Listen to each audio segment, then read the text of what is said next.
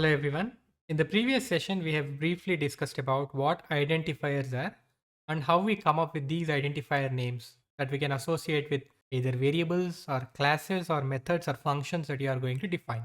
Okay, we also have looked at what are the different rules that one is supposed to follow while creating an identifier or probably while defining a name to a particular variable, right?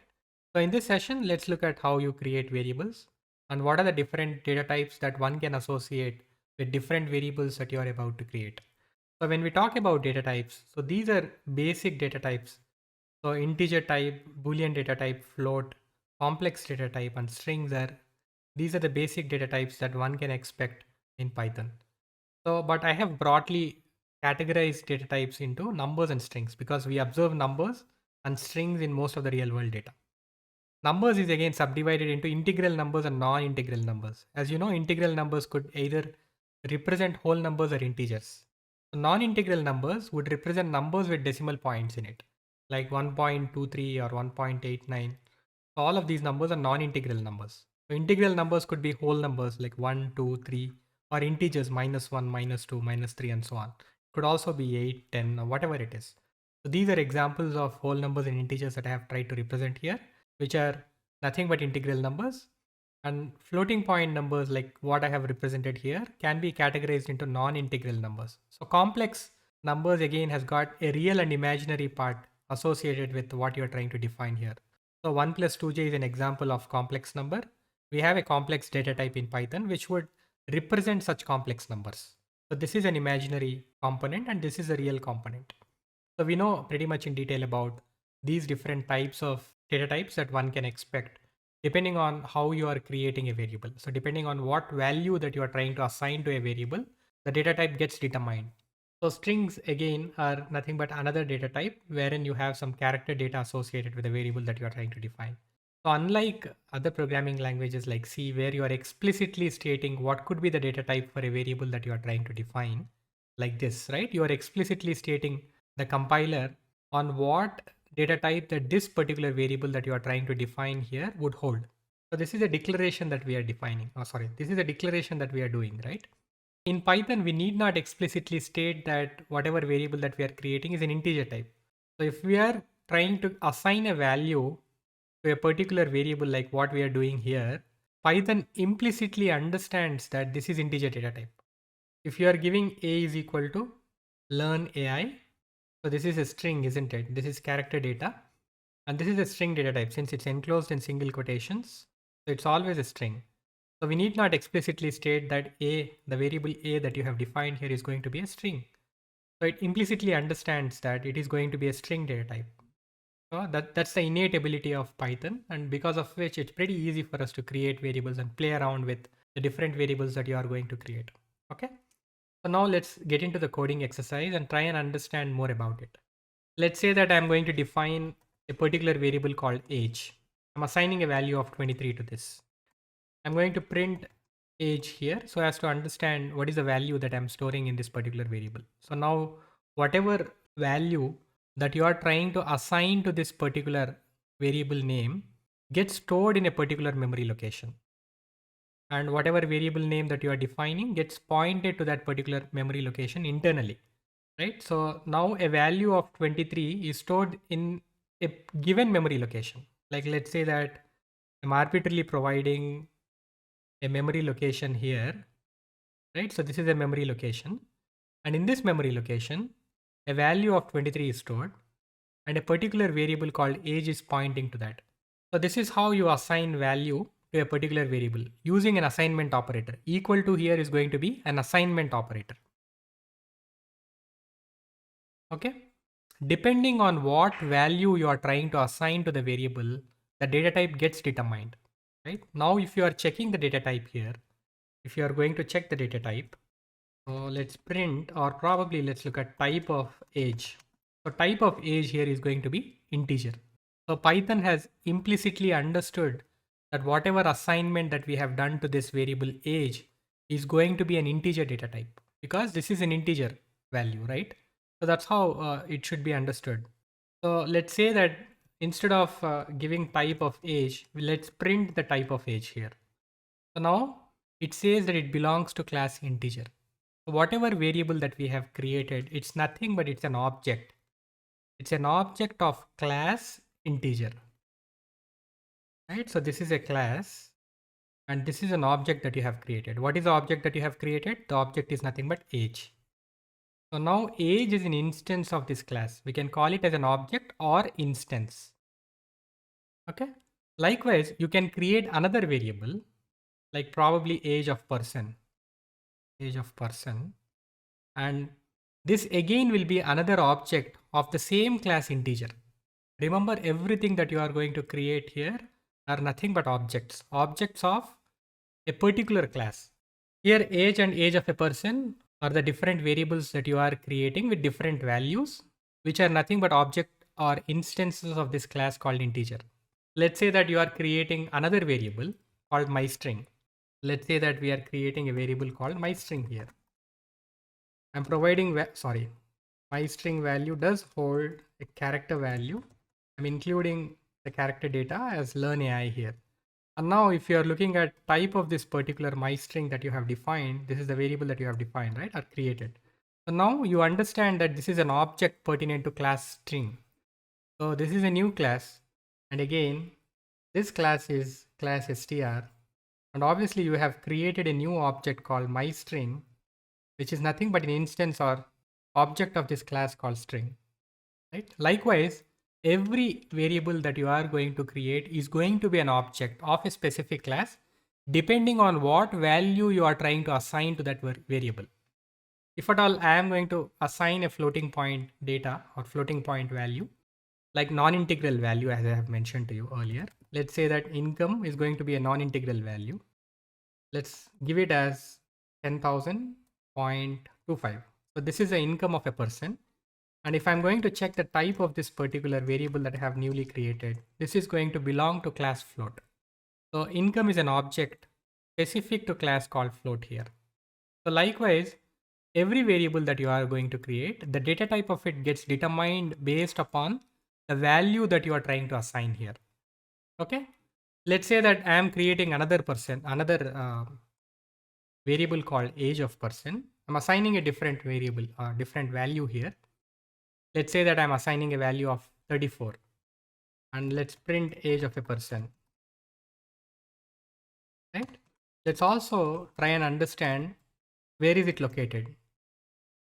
ID of age of person is going to provide us details about the memory location, the memory address where this particular value or this particular variable is pointing to within your machine, right? So age of a person is an object of class integer and it is pointing to a specific memory address location. This is a memory address location 1405507 and so on. So this is the memory address location where this value of 34 is being stored, and age of a person is pointing to this particular memory address location. Age is yet another variable which holds a value of 23, which is stored in a different memory address location. This has got a different memory address location altogether. You can also look at what is the memory address location of this particular variable called age. Okay. Now you understand that whatever memory address location age is being stored is completely different from what age of a person variable is being stored. Right? These two are different memory address locations altogether. Now let's say that I'm updating this value from 34 to 23 and rerun this code. And now you look at this particular memory address location for both age as well as age of person. So both of them are now pointing to the same memory address location, isn't it? So age, which has got a value of 23, has got this address location, and age of person, again, which has got the same value of 23, points to the same memory address location just because it has got the same value. If it has got a different value, then it points to a different memory address location altogether. So memory is being used efficiently here just because the integer type objects, right, the integer type objects basically are immutable in nature. So what exactly is immutability here? Let's try and understand it with the help of an example now. So what is immutability and how is it related to the memory address locations that we are trying to investigate now? So what exactly is immutability? Let's say that I'm defining a new variable called a here. A holds a value of 10. I have assigned an integer value of 10 to this variable called a. I'm also trying to understand what is the memory address location of a here. And subsequently, I'm trying to modify the contents of this particular value of 10 to 11, right? I'm just adding a value of 1 to existing variable a here. And I'm printing this particular variable again. And now, with whatever changes that you have done now to this particular variable a, it did not accept that change to the same memory location. It created a new variable altogether, which points to a different memory location altogether. A is no longer stored in the same memory location after the change, after you have mutated the contents of A. It's now pointing to a new memory address location. It's no longer pointing to the same memory address location. So that's the concept of immutability here. So integer data type objects are always immutable in nature. So what are mutable data types then? Let's say that I'm creating a list object. So we have not yet introduced to list objects, but let's not worry about it. The list is collection of all of these elements, right? I have a collection of 3 different integer type values like 1, 2, and 3, which are enclosed within square braces, and I call this as list object. You can always check for what the type of this particular list is, and also print this all together so as to understand if this is an object specific to list class or not. Everything is an object. Okay. Now, once we have created this mylist, I'm going to append another value called 4 to the existing list 1, 2, and 3 here. Now let's print out this particular mylist here. Okay. So before I actually manipulate the contents or mutate the contents of this mylist object, let me also look at the memory address location of mylist before and memory address location of mylist after. Let's also print the contents of this mylist before and after, so as to understand if the change that we are trying to do here is in effect or not. Okay, let's run both these statements. And now we understand that the contents are updated. Like earlier it was 1, 2, and 3. Now we have 1, 2, 3, and 4. We also observe that the memory address location is nothing but the same, right? The memory address location that you are currently observing is still the same in both the cases. Though you have tried to mutate the contents of this list object, it's still pointing the same object to the same memory address location. List here that we have discussed just now is mutable in nature. But whatever data types that we have discussed so far, like integer, strings, and all of them are immutable in nature.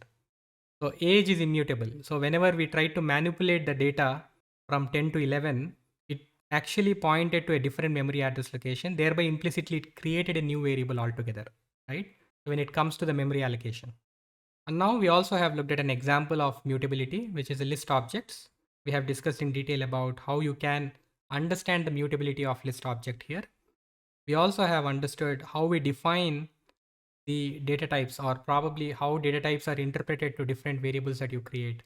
A data type is pertinent to a particular variable depending on what value you are trying to assign to that variable. So that's all what we have understood, isn't it? So we can also create Boolean type variables. Probably I can create a new variable called mybool. Boolean generally holds either true or false, isn't it? You can check the type of this mybool variable that you have now created. Obviously, it should be an instance or object specific to bool class. So you can perform numerical operations, arithmetic operations using Boolean data, like true plus true divided by true is going to result in a value of 2. So true is nothing but a value of 1, isn't it? So 1 plus 1 divided by 1 is going to result in a value of 2 now. So true is analogous to a value of 1, false is going to be analogous to a value of 0 here. So that's why I have categorized Boolean as one of the data types under integral numerical type data types, right? So floats are non-integral because of the decimal points in the numbers that it tries to represent. So we have also looked at float types. If at all we have not looked at float types, it's pretty easy and straightforward to understand if a particular variable does belong to floating point type or not. You can call this as my float and just look at the type of it. Now you understand that it belongs to class float. You can also check if whatever variable that you have created, if it's an instance of this class float or not, by using this function called isInstance. whether this is an instance, whether this variable that you have created, whether this is an instance or object of this class called float or not. It returns a value of true because we know for a matter of fact that this variable holds floating point data. And we also have checked the type of it so as to understand if this is an instance of this class float or not. And that's what this particular function would return. If at all, I'm checking if this particular myFloat variable that we have created, if it's an instance of class string or not, then obviously it's going to return false because this is not string data type, this is float data type.